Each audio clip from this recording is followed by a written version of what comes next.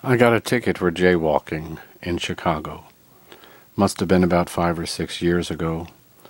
I was on foot, having parked my car 6 blocks away from my rehearsal location. I was running late for my rehearsal. Free parking is impossible to find near the corner of Sheridan and Granville Road, just south of Loyola University, on the far north side running along Lake Michigan. One day I was walking east on Granville, crossing Broadway. It's 4 lanes up there, 2 lanes in each direction.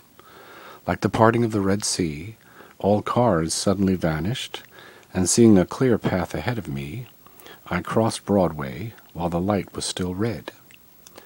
When I got to the other side, a white truck, first in line heading west, turned out to be a police truck. "Come over here," said a male policeman. I walked over to the police truck's window, front side on the passenger side. A female policewoman was driving. The male policeman said, "You know, I can't treat you any differently than anyone else. You were jaywalking." "Yes, I was," I agreed. "I made a mistake. I was running late."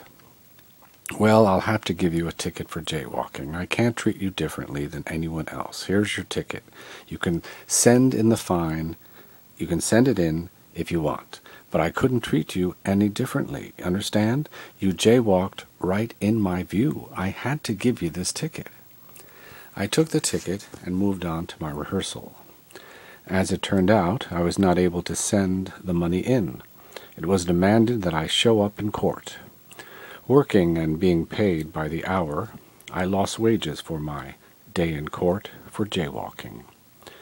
When I arrived for my court date, some red-haired woman with freckles came up to me. "Are you Frank Farrell?" "Yes," I said. "We can make you a deal. We'll leave this one off your record if you accept reckless conduct instead. It is a lesser fine, only $35, and community service. Otherwise, the fine will be $150 and maybe community service." Why am I being offered a deal when my crime is jaywalking? I thought to myself. I mean, I admitted I messed up. Anyway, I said, "I'm broke, so I'll take reckless conduct." Some long, blonde-haired female judge was in charge. She told all of us in her courtroom that morning that none of our crimes will be mentioned in the court. When the court speaks of our crime, they will use a number. They will use a number? Isn't this the United States of America?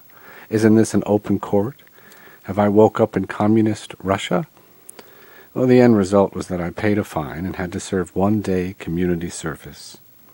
On the day I was to serve my time, I had to miss another day of wages and begin my service to the community in some garage on the south side of Chicago. We were given those bright orange vests to wear and told to sit on benches near the picnic tables that were set up in the garage where we were being held, lawbreakers that we were. While we waited for our day's assignment to begin, a bonding process began between the criminals. Some were serving several days, 3 or 4. I can only imagine what dastardly crimes were committed by these hard-time community service criminals.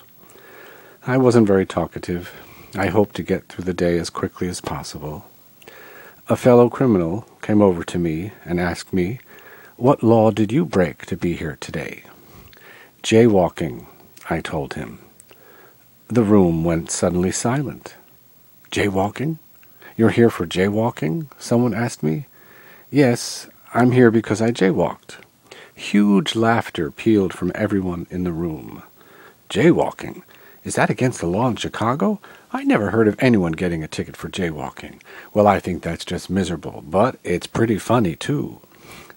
The laughter subsided soon enough, and again I waited to be placed in a van and delivered to some underprivileged area on the south side to serve my community for the day. "We'll clear away trash from the roadsides," I thought to myself. Something like that, I'm sure. It shouldn't be too bad. "Hey, you!" It was one of those hard-time community service criminals. a very large and loud guy, about 30 years old or so. He walked over to me. "Hey, you!" He sat down next to me. It was kind of too close for comfort. "That's pretty funny and stupid that you're here for jaywalking. I've been coming here since Monday. I've one more day tomorrow, and then I'm a free man again." He leaned in even closer to me. "Hey, you want to be my bitch for the day?" No one else seemed to hear the question. I wasn't sure I had heard the question. "What?" I asked. "You heard me. Will you be my—" And then, luckily, our names were called, and we were all placed in vans, headed for our work location for the day. My would-be master for the day was not assigned to my van. I gave a sigh of relief, but realized I might have to fend him off as I'm stuffing trash bags along the roadside. Well, the drive seemed long. Where were they taking us? I had the feeling we were kind of driving in circles, and they were trying to figure out, where they should take us. Anyway, we ended up in Hyde Park, cleaning up the road, sidewalk, and the parking lot area near some train station. Hyde Park? Hyde Park needs community service to clean its train stations? That's what I thought. Anyway, it was weird. Anyway, that's all in the past. I must admit now, though, that I find it very hard to jaywalk anymore. I just can't do it. Oh, and that guy who wanted me to be his bitch for the day? I lost track of him. I didn't see him. I never saw him again. I guess he found someone else to be his bitch for the day. Or maybe he was just toying with me. Well, men will be men.